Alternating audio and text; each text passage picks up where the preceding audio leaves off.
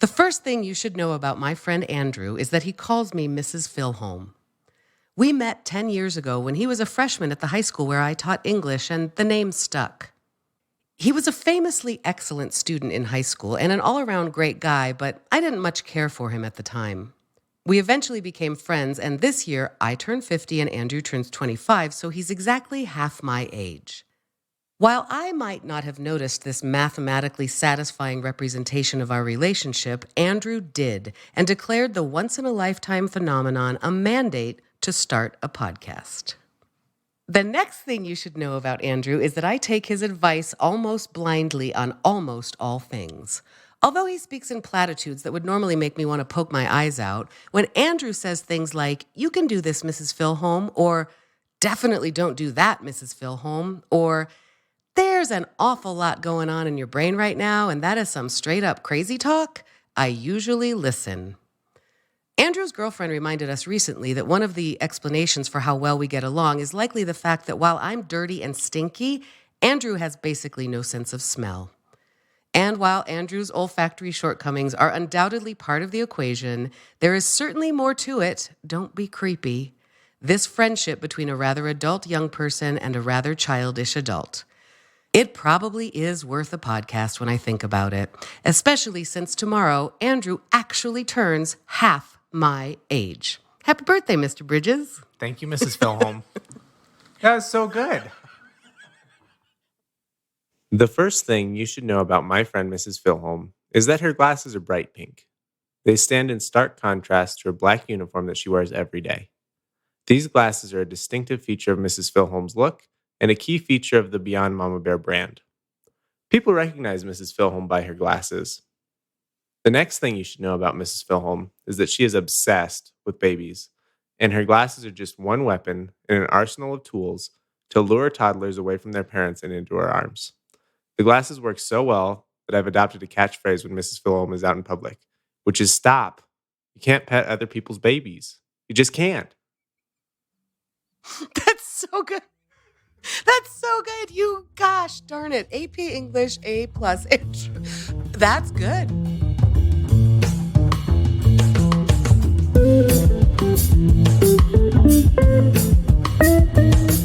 Welcome to Half My Age, a weekly show in which a 25-year-old adult and a 50-year-old child help each other make sense of the world.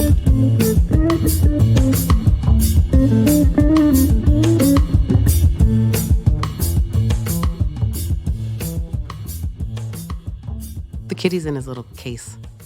Yeah, so he's going to the vet on Saturday. Oh, right, the methadone clinic for his bald patches on his fur. The tweaker cat with the bald patch is going to the methadone clinic, and the cat never leaves the house. The last time he was out of this apartment was when we moved in. The last time he was out of the previous apartment was when we moved in, or moved out. He only knows this little 600 square feet, and he is very twitchy. He's very twitchy. He doesn't want to leave this. So we had to put the cat carrier out a week early so he could familiarize himself with it so that it's not a scary thing. That's nice. You're scaffolding the experience for him. That's good right. Parenting, Andrew. We're tricking him. Mm-hmm. This is what we're doing. Yep. Okay, so here we are. This is the Half My Age podcast. And I don't understand. What is half my age about? Half my age, you're talking about a 12-year-old. What does that mean? For you, 12 and a half, yeah. Right. So lay it on me. What does it mean? Half My Age podcast. It was your idea. That's right. So this podcast is special, particularly in these early episodes where I'm turning 25 and Mrs. Filholm is recently turned 50. So very soon I will be exactly half her age. It's only going to happen once. It's never going to happen again. And it gives us a lot of opportunity to share some wisdom. Both. It really does. It's the occasion for us to talk together. That's right. And finally, really, it's been a long time coming, don't you think? For posterity's sake, to get our awesome conversations on, record. We say brilliant things every single time we talk, and we decided it was selfish of us to keep them to ourselves. That's exactly right. I've been asking you to listen to this one podcast that I love so much because I think it is such a beautiful example of storytelling. I wasn't sure what I loved about it at first. Have you done it? Yeah, I've listened to it. Did you listen to the whole thing through? I've listened to the whole thing from start to finish, and it does not have the same effect on me. Funny, really? Yeah, I love Unmoved? pretty much unmoved. Interesting. Pretty much unmoved. So tell me what the story is and why it's important. So it's a This American Life. It's old.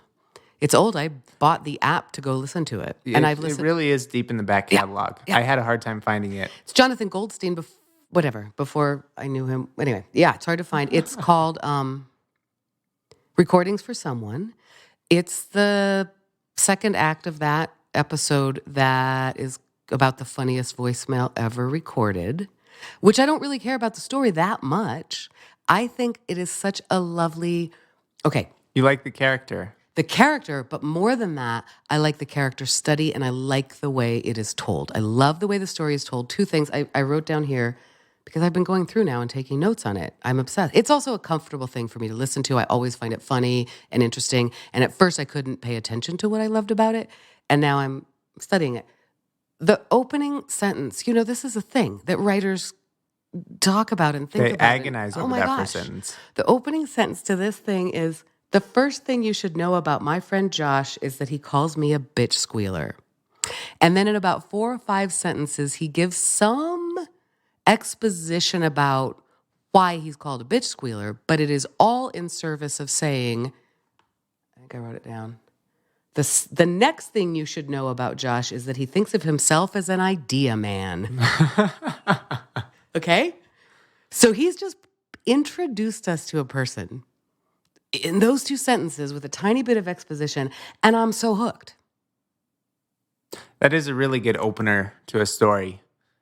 It's so good. I also like so you like that part, and there's another part of the introduction, and it's an NPR thing that they probably have to do where they say we in this story we use some kind of foul word exactly 7 times or 5 times, but don't worry, it's going to be bleeped out every time. And then that's immediately followed by Yes. The first thing you should know about my friend Josh is that he calls me a bitch squealer. But that's not the bad word. But that's not the bad word because we're really talking about a female dog. Exactly. And then they say he gives that exposition. It was a time there was a junkyard dog that we were afraid of. Without many words, you get the picture. He and his young friend, who knows what age, are running away from a scary dog. And he says, my friend had the higher pitch voice, and he should have been the bitch squealer. I should have been the bitch moaner. Nevertheless, this is what he calls me. He mostly uses it, and then he uses examples like when he's telling me to get my arm off the armrest at a movie theater or some other innocuous example. That's mostly when he calls me the bitch squealer. That's right. All right, so that's the 5 sentences of exposition. The next thing we learn is that he thinks of himself as an idea man. And that, of course, is where the story takes off because what this little episode is about is a story that Josh pitched to Jonathan Goldstein. That's right. And Jonathan Goldstein is always being pitched. Yes. Especially by Josh, who's the idea man. Exactly. But this time he's got one. Exactly. Right. And right. I mean, and I made you listen to it with me last week, a little bit of just like, and then he says, and he's, and all of his ideas are pure gold. And he's got, here's one example of that Canadian waitress whom he thought that I should do 40 minutes of national radio on. One example, like telling example. And then he says, on the other hand, sometimes Josh just sits at a restaurant, looks out the window and says, life would just be so much better if there was a pig standing on that corner or whatever it is, something similar. And I think I can relate to Josh. I think that's part of it. I do like the character. Man. I am so totally an idea man. And I also like to contemplate what if there were a pig on that corner, life would be so much better. So certainly I feel like I like Josh. I mean, like I relate to Josh. But here's the thing. Jonathan Goldstein does that with every character he introduces along the way. And what he does that is so, I think, not done enough. I don't do it enough. He shows and doesn't tell. He doesn't wrap it up by saying, so that's my friend Josh, who, as you can see, but he leaves it. He thinks of himself as an idea man. He's always pitching me ideas, and most of them, he says, are pure gold. That's right. He gives you an outline and leaves your brain to color it in. Does every time throughout that episode. And oh my God, it is such a lovely exposition. I'm going to listen to it more and more to figure out, because then there are little pieces of, and I mean, the characters are hilarious. Hilarious. I think it makes me miss my days on the East Coast, that Jewishy, nebbishy sort of banter, that way of talking. I kind of love it. I really do. I don't have enough people in my life right now who speak like that.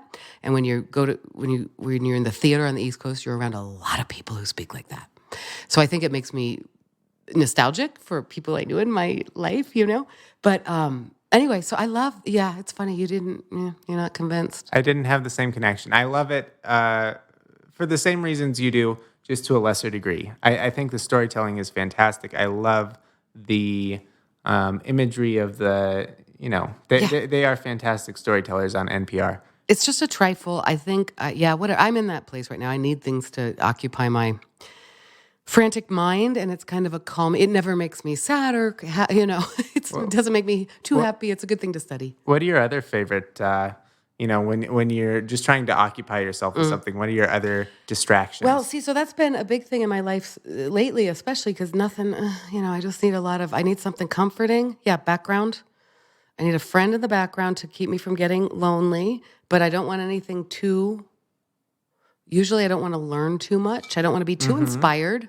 We talk about that. That's why we don't watch TED Talks. That's right. I mean, every once in a while, when I want to be inspired, I go to TED Talks, but I don't feel like being inspired. Well, you work in the kind of place where it's just one TED Talk after the next. Everyone there just walks down the hall and gives a TED Talk.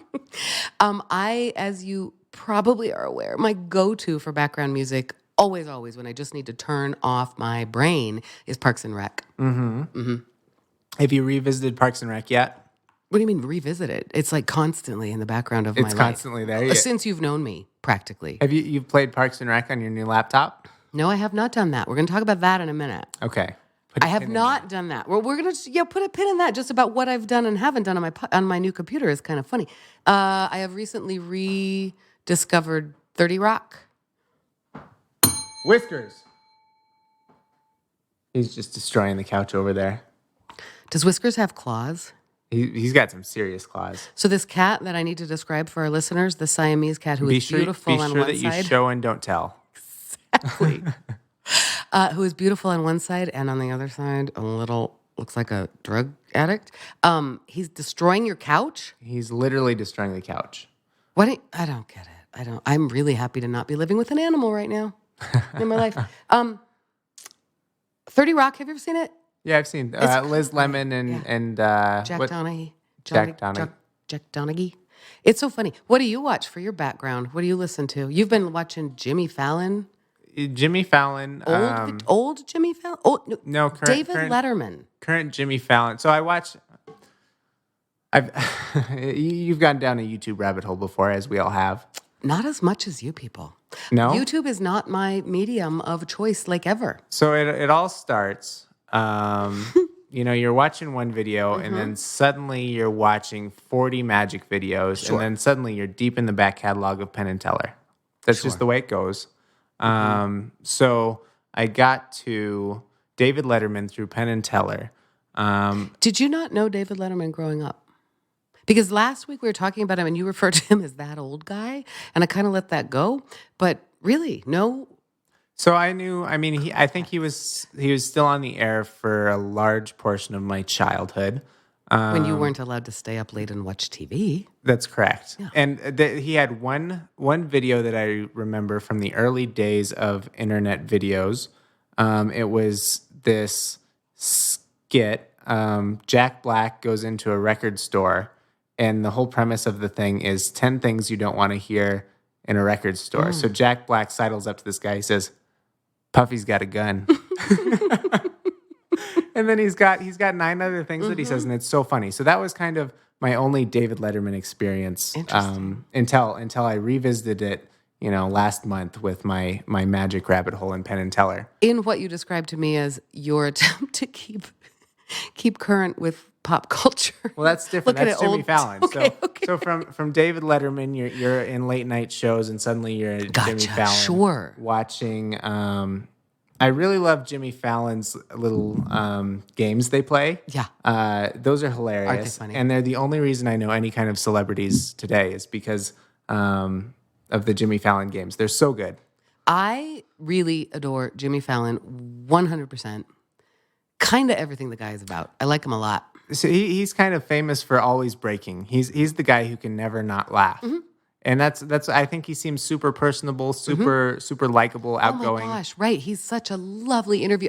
He, like in whatever, some people's, especially at the beginning, sort of theater people would criticize him for not being a good interviewer because technically he's not a traditional talk show host.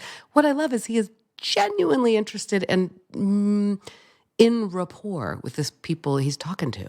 He seems to still have that little bit of wonder and awe when there's a big celebrity sitting across from him. I know. And it's totally genuine. I love him on Comedians in Cars Getting Coffee. Love.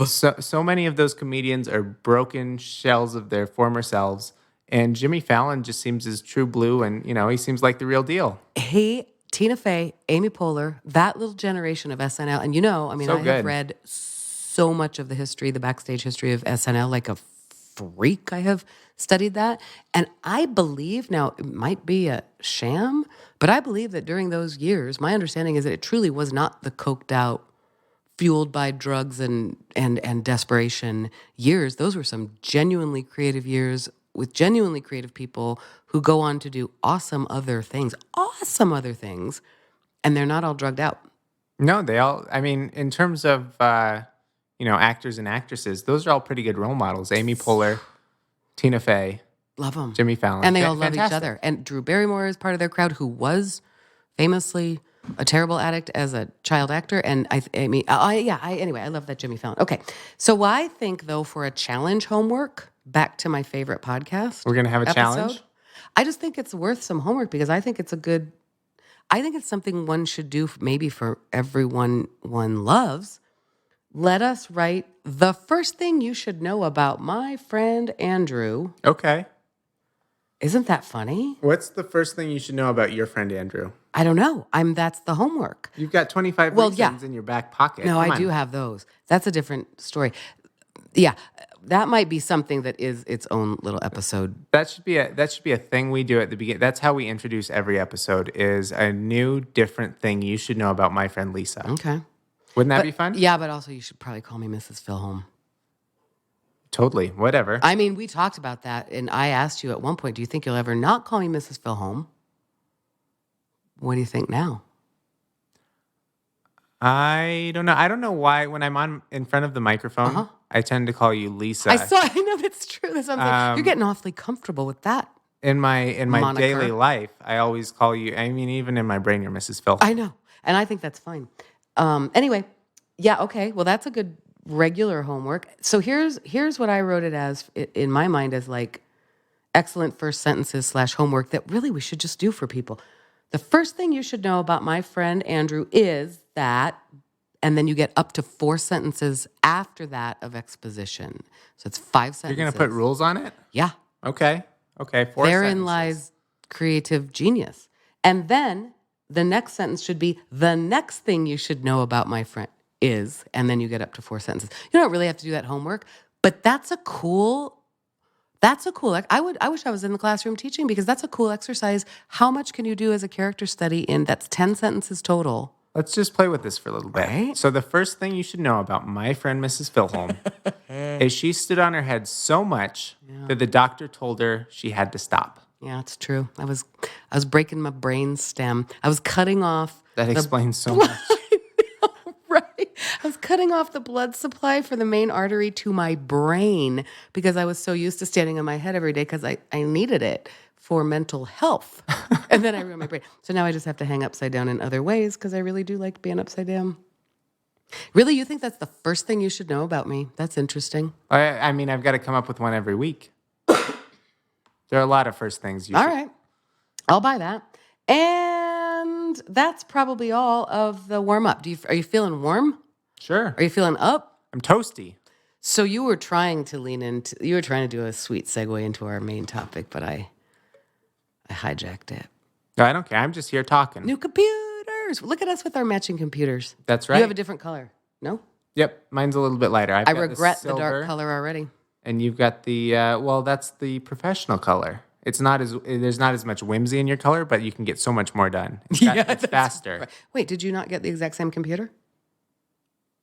Let me see your computer. Mine's a different color. But but other than that, it really is the same specs. Okay, right. Yeah, it's a professional color. It's also shows fingerprints. Your the whole computer? A little bit. I know my keyboard. My keyboard will get oily and gross. And I've got some special lens wipes that I use that really make me happy. And then are they preventive? No, they're not. They are, what's the opposite of preventative maintenance? Crisis. Oh, yeah, right. It's only for acute situations. Yeah, right. Crisis management. So, okay, we got our new computers. You delivered mine to me on Saturday night. Correct. So we decided that you needed a new machine. We picked it all out, and then we went to go and order it, and we were foiled. It was Black Friday after sundown on the East Coast, and it turns out that B&H Photo will not take an order online Good Shabbat. due to the Sabbath. That's right. Which makes me, wasn't that stunning?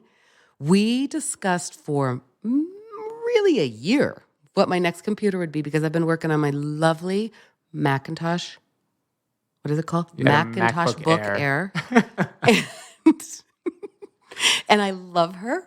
Really, everything. Did you have a name for your old computer? Yeah, I named her, but I never used it, so I kind of forgot. Oh, you don't remember? Not really. I never used it, and I don't know that I really will, but I have an idea of this computer's name. Anyway, so we talked about it a lot. We're going to talk about what we want to do with our computers, but one of the issues with me with that MacBook Air was storage and just processing. I'm just a power user is what we decided. And so I have in front of me now my new Macintosh Book Professional computer. That's correct. And it's tricked out. That's right. Pretty good specs. So when we bought your original computer, I helped you buy it. You told me you were going to write a book, so I assumed you would be doing a lot of things in Microsoft Word. I assumed wrongly that you didn't need a super powerful machine, so we got you kind of the least expensive Mac we could find. And it served you well. You wrote a book on it. I love it so much. I kiss it every week.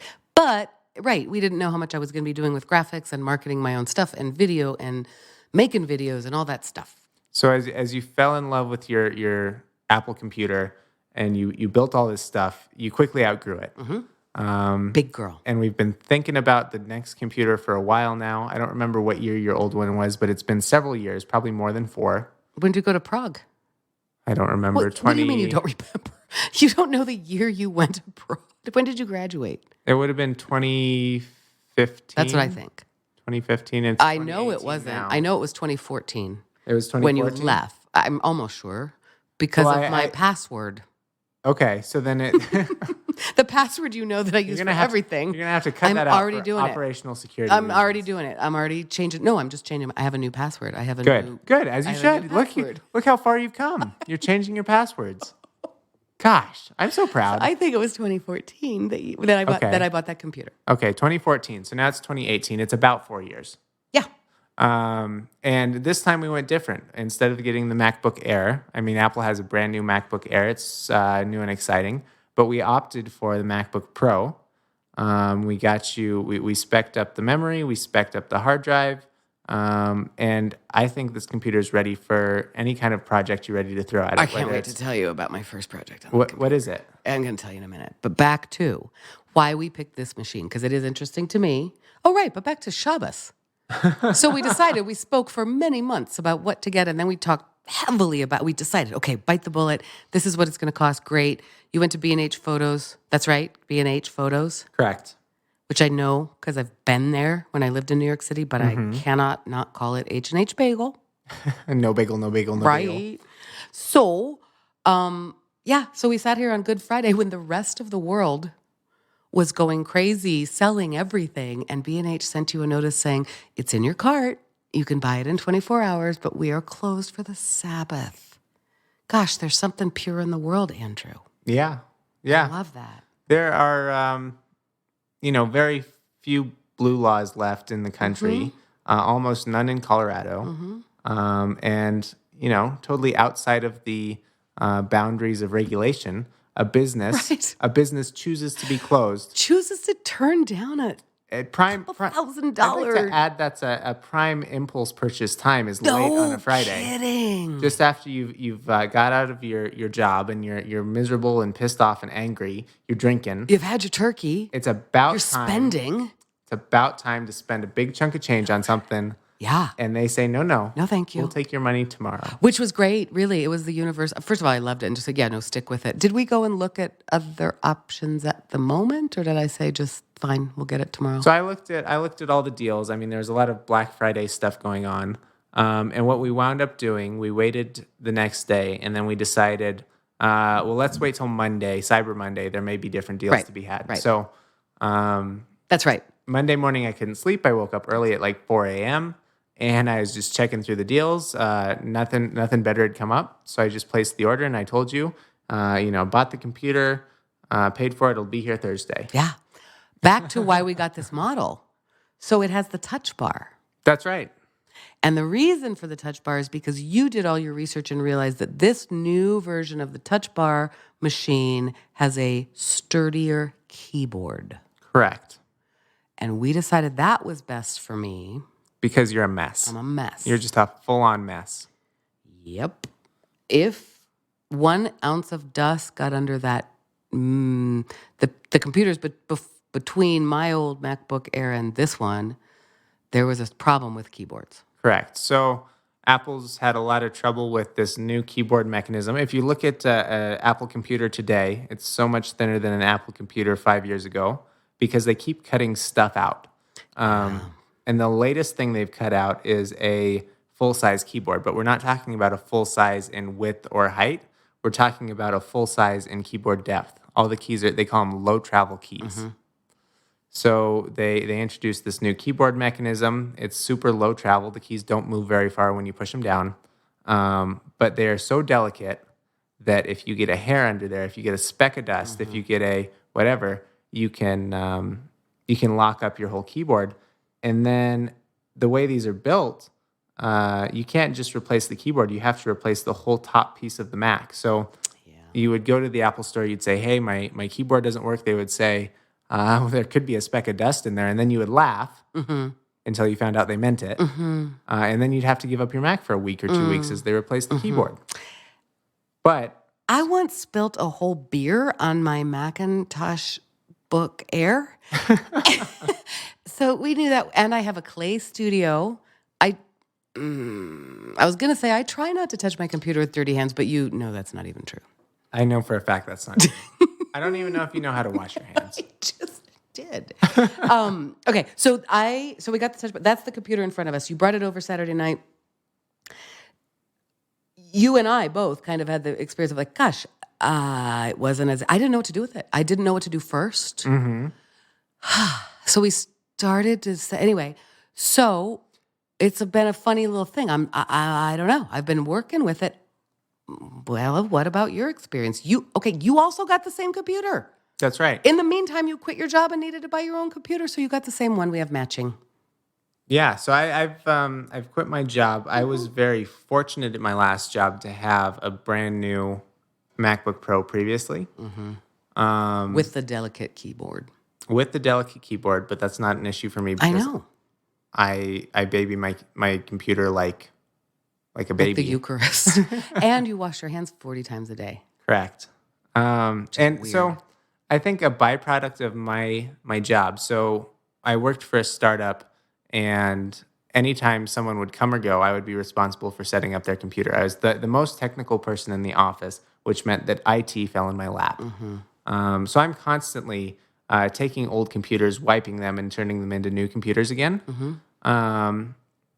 So some of the magic of having a new computer is worn off a little bit. And I can remember being in high school or college, and if I'd only had enough money to buy a new computer so that I wasn't using this old thing, or so that I didn't even know what I wanted to do with the computer, but I knew that newer was better, and it was faster, and it had more, and there was so much going on.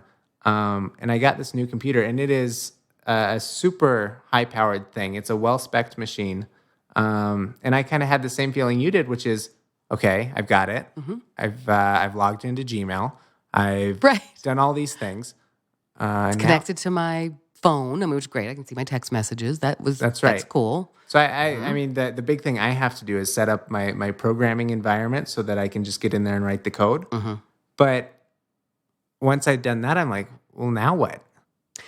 Right. So you had said to me, maybe even on Sunday, you were a little underwhelmed that I was underwhelmed when I opened my computer. And it was that I kind of went, okay, this is it, the moment, the unboxing. How am I going to set it up? Immediately, we hooked it up to my cloud. So all my janky organized files are still janky and unorganized. But so that was interesting. You know what I mean? It was a funny thing. Now I have, yeah. It was just kind of like, okay, what am I do with it now? And it just works. Here's my point. I think it works so effortlessly and flawlessly. And even though it's a new machine, there is such a low learning curve that it's just my new machine. It does what Apple wanted it. It feels like an extension of my hands already. Oh yeah, It's kind of comfy. the trackpad is amazing. Did you look at the size of that thing? It's humongous. What's up with that? Especially in comparison to your old one. Yeah, I know.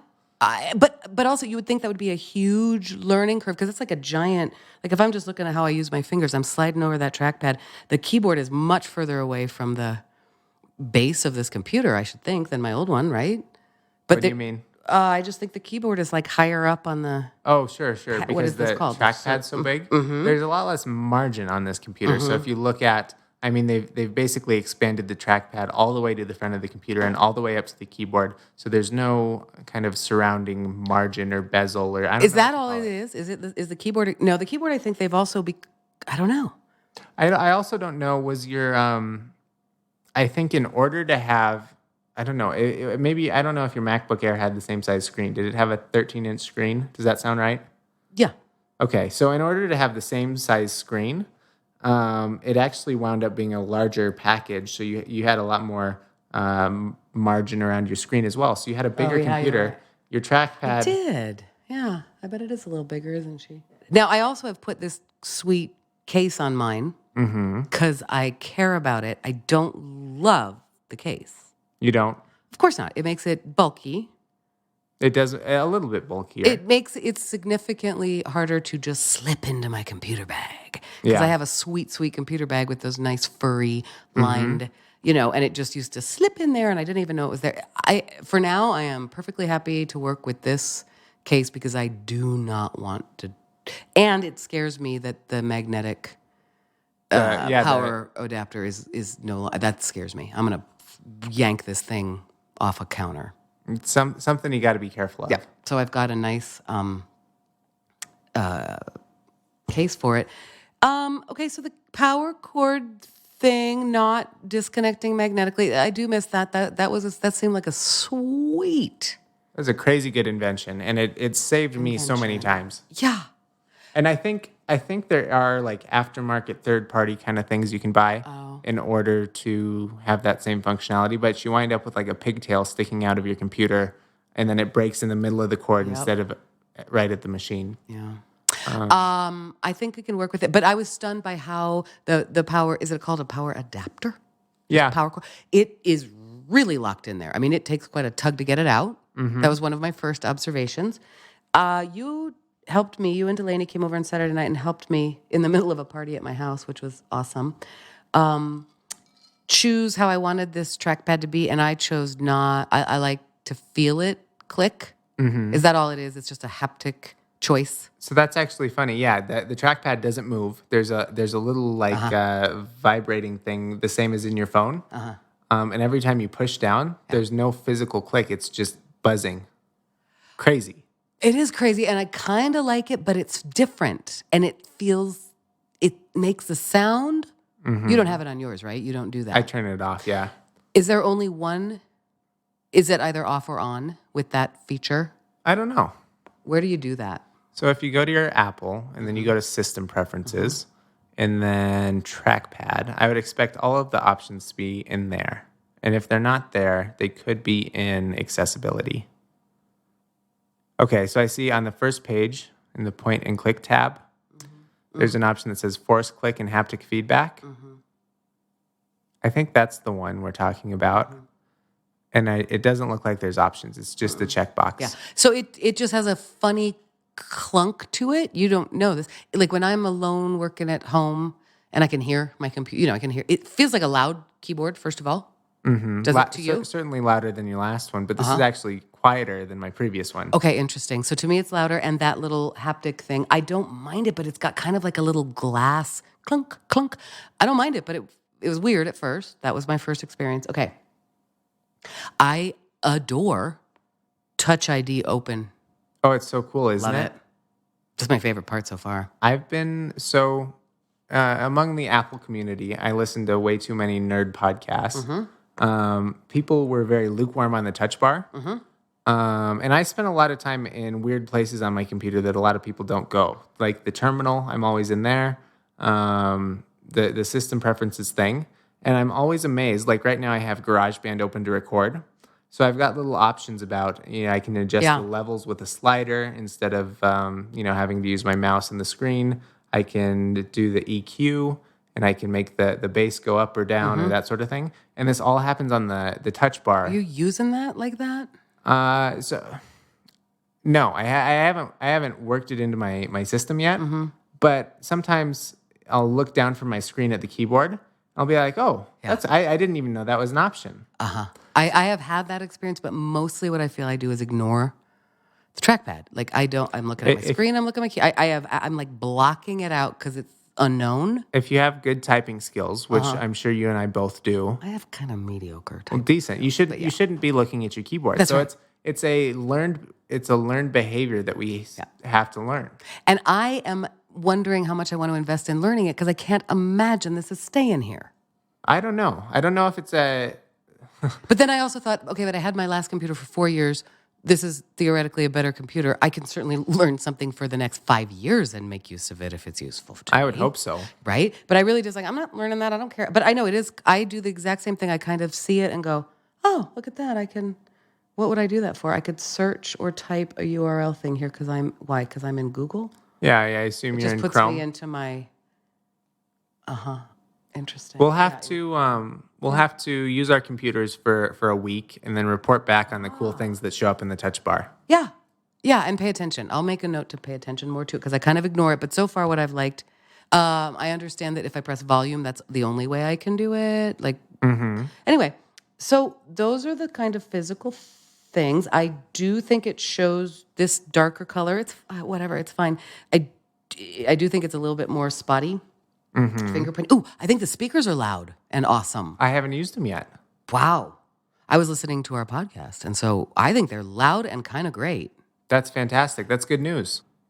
Yeah. Now, I want to tell you, however, so I've been kind of in a way underwhelmed, I guess, right? All right, it's a new computer. Feels mostly the same. You were expecting a bigger change, huh?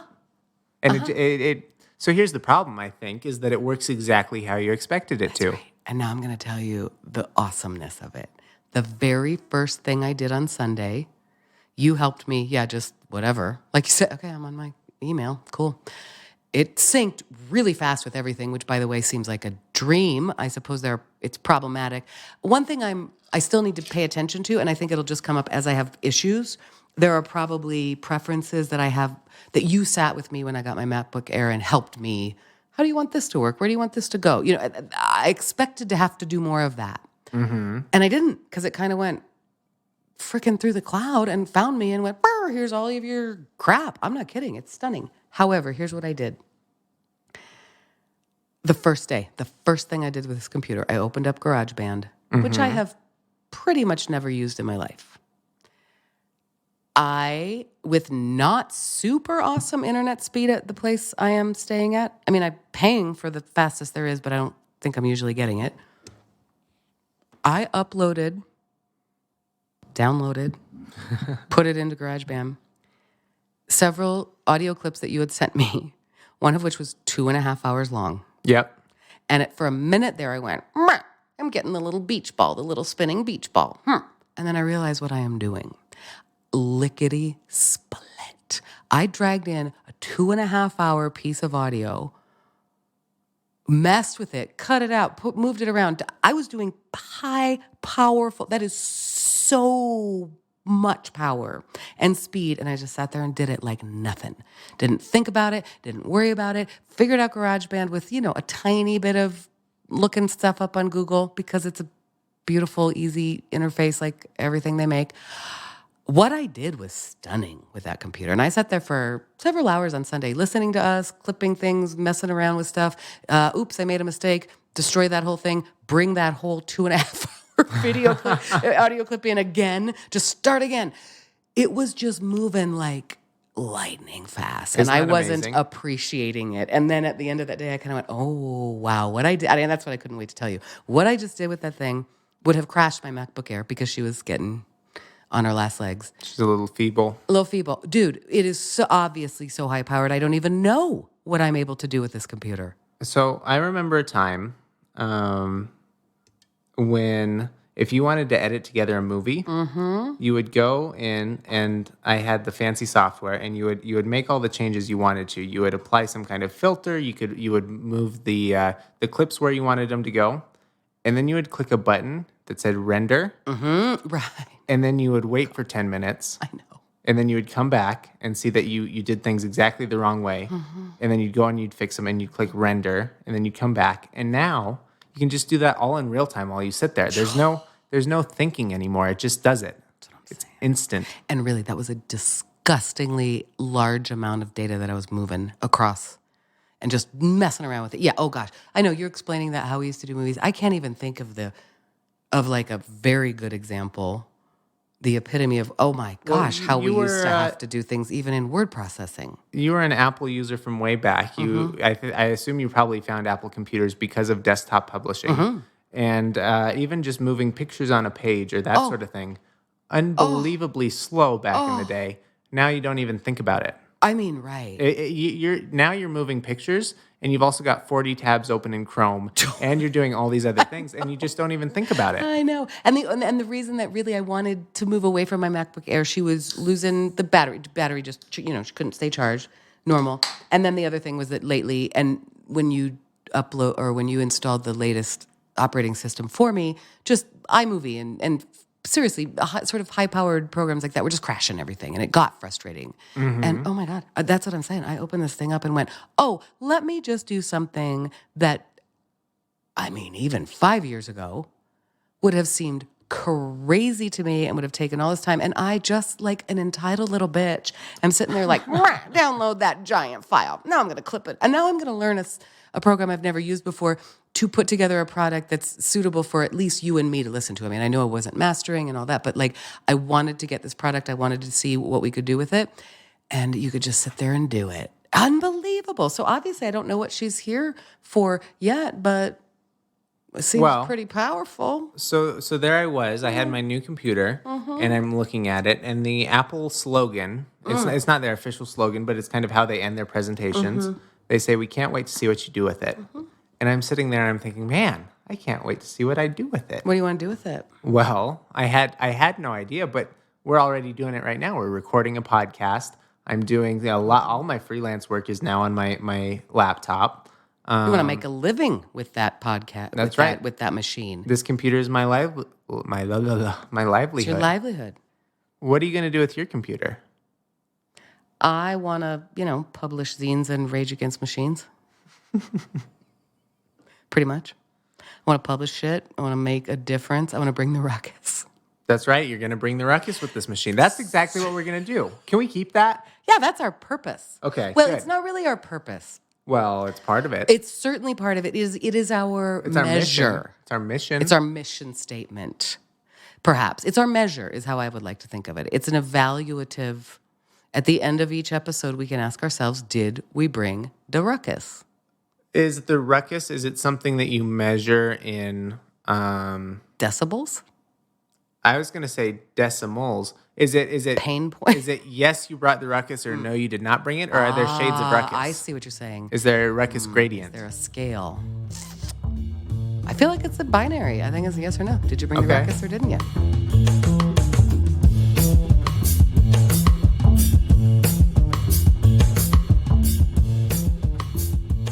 Oh, I have a question for you. You ready for some? Yeah, hit me. It's a man question.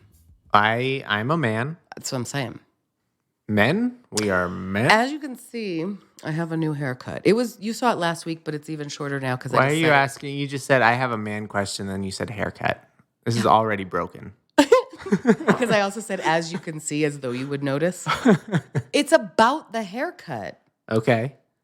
The first thing you should know about my friend Andrew is that he doesn't give a shit about my haircut. That's true. That's 100% true. Exactly. That's not the first thing And you should know. The first thing you should know is that I come to you for advice on almost every damn thing. Yeah, okay, also that. Actually, I was thinking that today. First of all, this does have to do with dating and the website of meeting a mate and all of that. I'm so over it. Obviously, I'm getting a divorced moment. The last thing I want to do is care about somebody else right now. Sure. I mean, my own children, sure, 100%. Like, never will hate that. The least attractive thing to me right now, did I already talk to you about this or did I save it for the show? This is the most Andrew Bridges thought I have had in the past 9 days.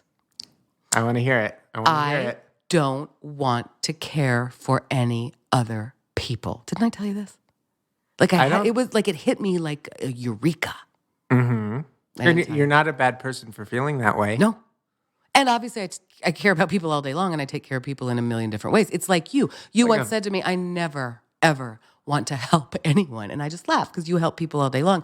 But I get it. You don't want to. It's not your intent when you wake up. Right now, oh my God, if you seem like you need some caring for, that's the least attractive thing to me. And it's new. I mean, that's a new phase of my life because I'm usually kind of everybody's mom, right? And I'm like, no, I don't want to care about you.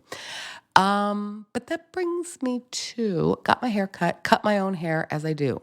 It was literally over, I think it was Thanksgiving night, and I had been trying to grow it, and I got sick of it, and I've been trying to grow it partly to tell you the truth because I think it's prettier, like long hair, and men like long hair, and then there is this concept that someday, not yet, but someday I'm going to be out there. I'm going to be on the market. Okay, I should be pretty again. I should grow my hair out. I hated it. It's a pain in the ass, whatever. I just went, fuck it. I'm cutting my hair. I do not care. I don't want to meet a man right now. So why do I care about being attractive? I'm literally doing this because I don't care about being attractive, and it's easier. It was the Black Skort Project of hair. This haircut is so much easier, like almost as easy as a man's haircut. Not quite, but like so much easier. Looks cute. I'm just going to embrace it. It's a look. I'm going to lean into it. So that was like a week and a half ago. Then on Monday night, I went over to Kim's, and she did trim up the little back for me because I cut my own hair, which That's is a good friend. insane. That is a really good friend. And she'll sit there and she approved, like, no, this is all right. This haircut is good for you. It's cute. And then I stopped at the liquor store on my way home in the little neighborhood where I'm living, and a man was working there, and he was like a cartoon of a clean hipster dude. What do you mean a clean hipster dude? Okay, I'm going to tell you. I think he was a young man because I think everybody's younger than me, and they are. But he's probably 40. He wasn't that young. He's probably in his late 30s, 40. He had a Ramones T-shirt on, which was clean, and I think underneath it, black Ramones T-shirt, and like maybe underneath it a long sleeve, like thermal, whatever. So he's fully covered. So I didn't see any. If he has a sleeve of tattoos, they were not obvious, right? So I just saw a Ramones T-shirt, which is kind of a cartoon of a hipster. Mm-hmm. He had like the Greek fisherman's hat on, beard like a hipster, but like a clean beard, like not a creep, just like a nice trim beard. He was just like a clean cut hipster dude. And I was like, hi, whatever, order my stuff. He goes, I like your haircut. And I said, thank you so much. That's amazing that you just said that. He's like, yeah, no, I really like that haircut. I think, okay, so this is one story of you being not desperate for attention, but on the lookout for it. Am I? Hold on. All right. Hold on. I have some questions about what happened. I don't have any answers on what happened, but I think I have a theory. There was another time when you were also in need of attention, and you were on the East Coast, and you were writing a book, and you were surprised by the East Coast standoffishness. Nobody noticed my cowboy boots. You had kind of forgotten the way the East Coast is, and nobody noticed your cowboy boots. And the person who noticed your cowboy boots was the liquor store guy. Oh, no. The only person who talked to me in the Berkshires was the liquor store guy. Maybe he noticed my cowboy boots. You have a thing with the liquor store Oh, guys. That's so sad. That's true. Fuck. That's like, Okay. The thing that happened in the Berkshire's with the liquor store guy is that everybody was so standoffish, and that is not the East Coast, by the way. Providence, no. New York City, no. I get along there, fine people. I walk down the street in New York City, and I'm constantly being told, "You're adorable, great boots." Yeah, I know. It was weird in the Berkshires that nobody was. I went to like a public festival. That's where you compliment people's cowboy boots when you're in Colorado, right? And nobody. Anyway, I walked into Walmart and nobody flirted with me. That is unusual. I'm adorable. That's right. The Berkshires was so stiff upper lip New England. You could go into a store and no one would greet you. No, you could shop around and leave. No interaction with the one shopkeeper there in a tiny little store. That sounds amazing. Yeah, in some ways, but also just like just weird. I was noticing it very much, and I was talking to you about it. And no, what I noticed was that the guy at the liquor store, about 3 weeks into my 6 or 7 weeks there, said to me, "How's the book coming?" And I went, "Oh, the one person who knows I am alive or dead and what I am doing in Pittsfield, Massachusetts is the liquor store guy." That was embarrassing. Yeah, that was a little bit different. Okay, all right. So when I need attention, the liquor store guy gives it to me. Fine, take it. This is a terrible sounding thing, but also an amazing thing to have in your back pocket. That I can make friends with people at the liquor store? Yeah. Okay. Now tell me what's happening with this guy at the liquor store if he's my friend. So he says, "I love your haircut." And I said, "Thank you." And then he said something else about how much he liked it. And I said, I seriously just chopped it off and kind of in a... So there's a couple things I can see happening here. Let me finish this interaction. Okay. Because actually it's stunning. I've got some ideas. And what I didn't say, I think it will surprise you. I did not say, "I'm getting a divorce and I feel so terrible." Blah. I didn't say anything like that. I just went, "I did just cut it. And it was kind of a big decision. And thanks. That feels great. And I had just been with my best friend. And okay, thanks." And then he said, "Oh, yeah, no, I like that look. I've got a lot of ex-girlfriends with that haircut." And I went, "Okay, thanks. Oh, my God." And I said, That's a weird thing to say. "Seems like it." Sounds like a liquor store guy. Yeah. Yeah, the clean-cut hipster dude at my liquor store. So then I said, "You don't even know how much you're making this old lady's day. I mean, really, that is so kind. Thank you so much." And then I paid and I walked out, have a great day. And then when I told this to Kim, I called her like, "Oh my God, the haircut is approved by the universe." I wanted to write the guy a thank you note and like drop it off anonymously saying, "Hey, guy who was working on Monday night at the liquor store, you don't know how nice that was for this old lady who's lonely and whatever. Just really, gosh," I was just saying, "My hair, I don't care." And then to have this lovely affirmation. Then I told it to friends and they all go, "He was hitting on you." Was he hitting on me? I think he was treating me I think he was patronizing me is how I took it. Can you define patronizing? Yeah. Well, I'm going to look it up. Patronizing you Can like I you or are can I patronizing not? the liquor store? Oh, being yeah, a I patron? know that is confusing. I think that he was reason- hitting on you. You do? I certainly do. Patronize. I'm looking it up. Patronize. Treat with an apparent kindness that betrays a feeling of superiority. Oh, you think there's some of that in there? It felt like what you do, like, "Oh, You think he was a hi, little nice bit old lady." A little bit making fun of you? No, more like, "Hey, young lady." That, when you call an obviously 80-year-old woman young lady. Some people do that. I felt like it was that. And I was like taking it like, that is so kind and so sweet. Like I said, I almost wanted to write him a thank you note until people said he's hitting on you. And I went, well, that would be super creepy if I wrote him a thank you note. That would be the exact wrong thing to do. That would be the This is opposite. how dumb I am about the world, Andrew. He was hitting on me? The thing that's the giveaway for me is when he says, "I got a lot of ex-girlfriends with that haircut." Right. He's like, "That's a type, and it's my type," is what he just said. Are you a?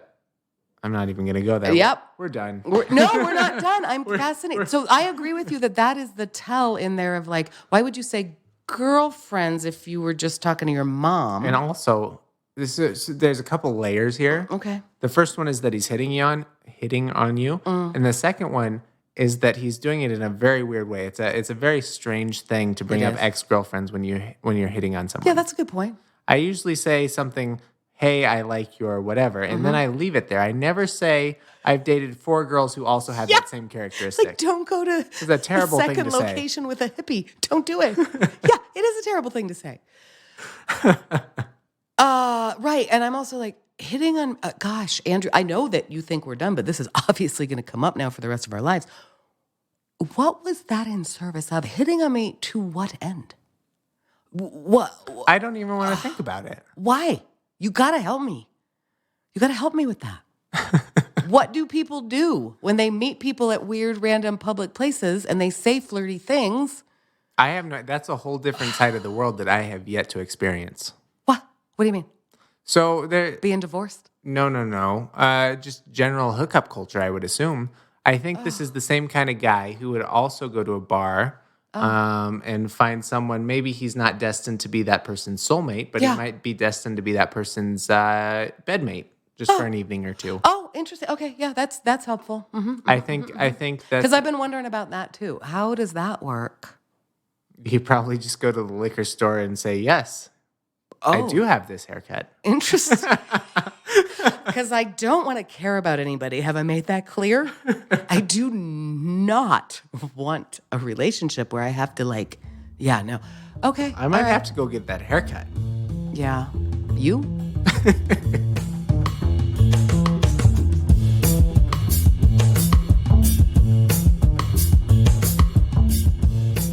Thank you. That was very helpful. Happy to help. Do you want to check out my hub? Happy to. Yeah, show me your hub. So Look how I'm you going got to your new present computer. it. Would you like to describe it for the viewers? If you can imagine one of those guys who wears a cowboy hat to church, Okay. that kind of guy, and he's also got a leather case for his phone. Oh. It's I was thinking knife. Sure, it's exactly what it is. So Or it's slide rule. It's a leather case that would fit a pocket knife. Is it leather though? Fake leather. Leather. And it's about large pocket knife size. And What do you call that color of leather? Saddle. Oh, nice.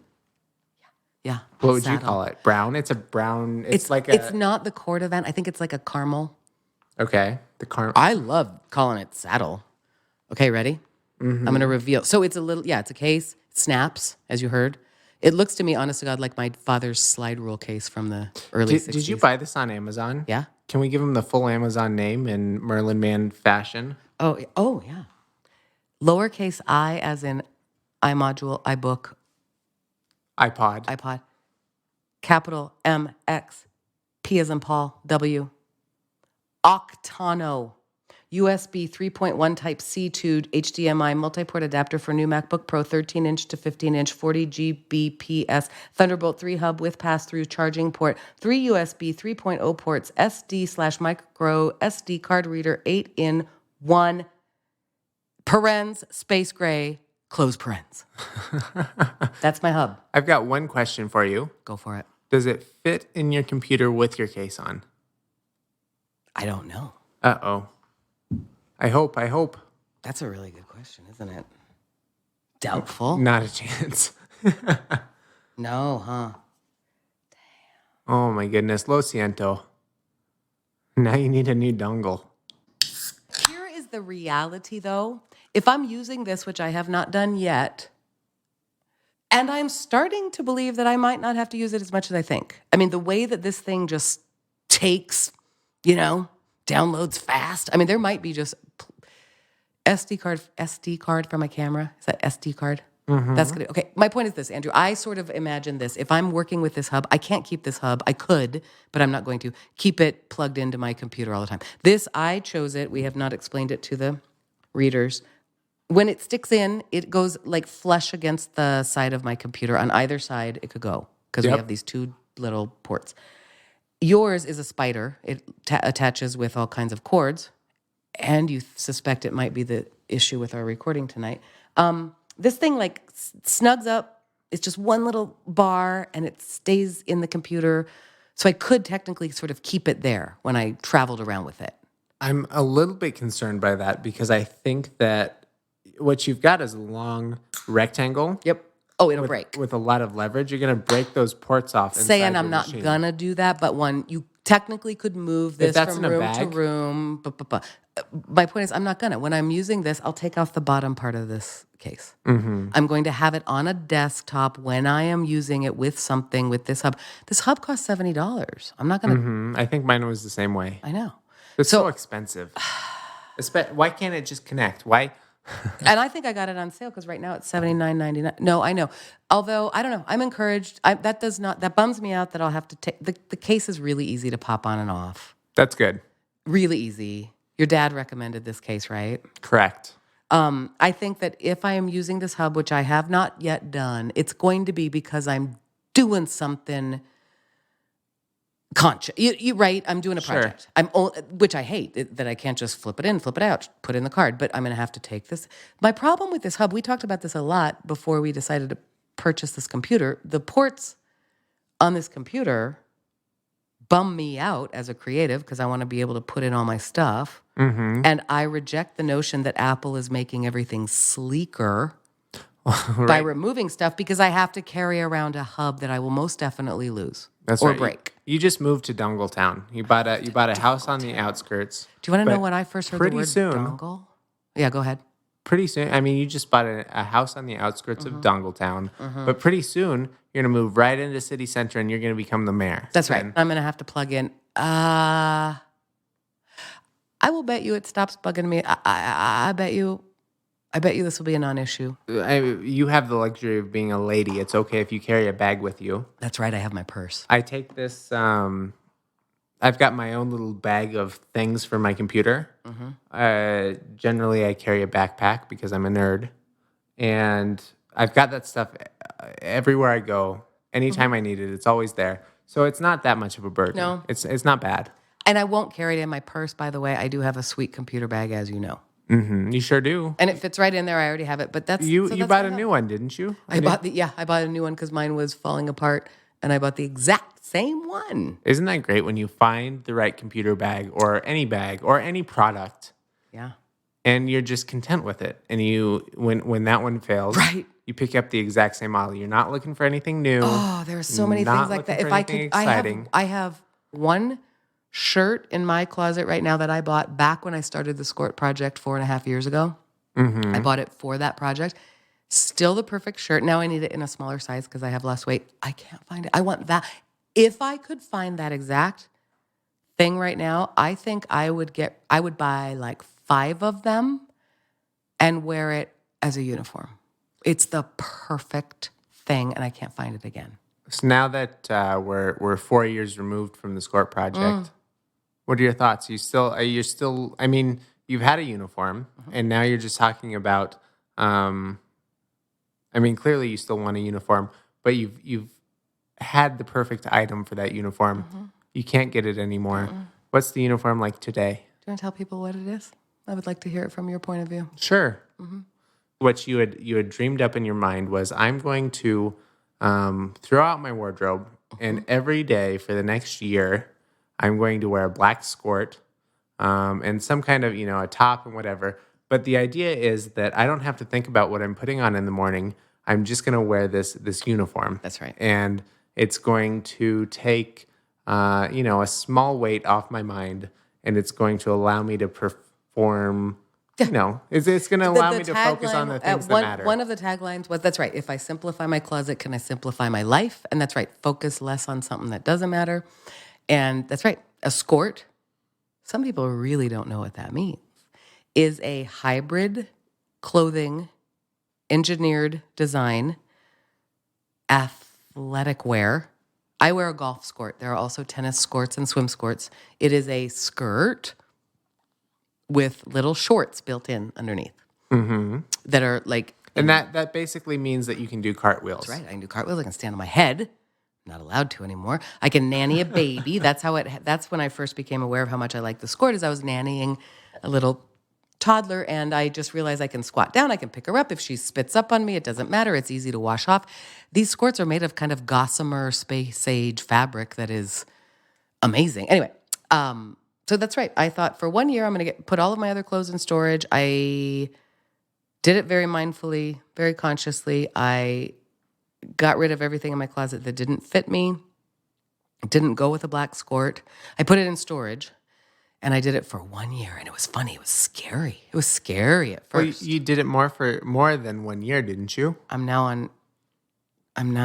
It's going to be 5 years. Isn't that amazing? 1st. Crazy. It was actually scary for me at first because before crazy that, is how you used to dress is what That's right. crazy was. Crazy was how I used to dress. That's what I was about to say. But I was definitely invested in how I dressed, and it was very colorful, very crazy. Everything was an outfit all the time. All of my students, when I taught at your high school, and all of the teachers would have, they often call me the best dressed teacher at the high school. That was my kind of thing. And I, at one point, people thought of me as a fun dresser. You're so fun. You're so colorful. You put flowers in your hair. You're so fun. It wasn't fun to me. It was maniacal, and it was ruining my life. And I would start thinking right now, it's about 8 o'clock at night. Have you always been a crazy dresser? Mind fucking what I dress, what I wear. Adolescent onset, if not before. Absolutely. Because it was all about, talk about mask. It was all to me about, I have always actually liked fashion. As a pretty young person, I would read, but deeply about trends in fashion and history of fashion. I was kind of interested in Vogue magazine as a young person, but I was so not model statuesque. I am not a clothes hanger. I could just wear anything. Your girlfriend is. Your girlfriend can wear, if you put her in the latest trends, she could walk down the runway, and really, she has a clothes hanger body.